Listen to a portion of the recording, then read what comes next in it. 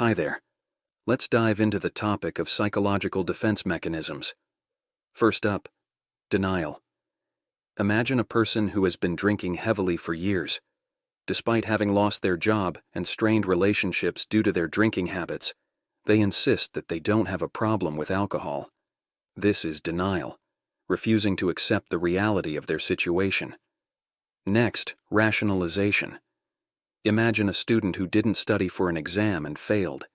Instead of admitting their lack of preparation, they blame the teacher for setting difficult questions.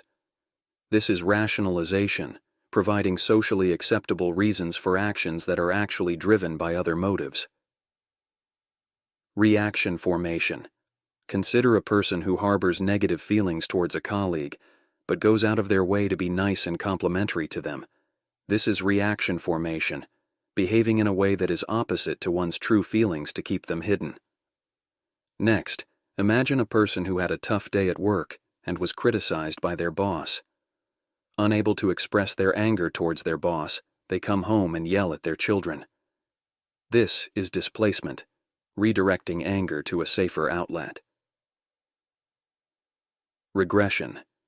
Consider an adult who, on facing a stressful situation, starts behaving childishly, throwing tantrums or sulking. This is regression, reverting to an earlier stage of development to avoid dealing with the stress. Another example is a previously toilet-trained child starts bedwetting again, following birth of their sibling. Next is repression. Consider a soldier returning from war who can't remember many of the horrific events that occurred. The mind represses these traumatic memories, pushing them into the unconscious to protect the individual from the pain and anxiety they cause. Next, sublimation. Suppose a person has aggressive impulses, but instead of acting out, they channel this energy into competitive sports. This is sublimation, transforming unacceptable impulses into socially acceptable actions. Introjection.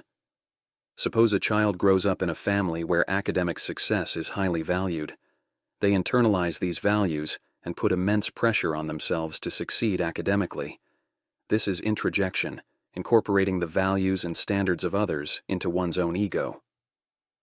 Next up, identification with the aggressor. Imagine a child who is bullied at school and starts to identify with the bullies, adopting their behaviors and attitudes. This is identification with the aggressor, a strategy to reduce fear and anxiety by becoming more like the threatening person. At last, projection. You can see a man screaming at his wife and accusing her of cheating. Here a person is often dishonest in their dealings with others, but instead of acknowledging this, they constantly accuse other people of being dishonest. This is projection, attributing one's own unacceptable behavior to others.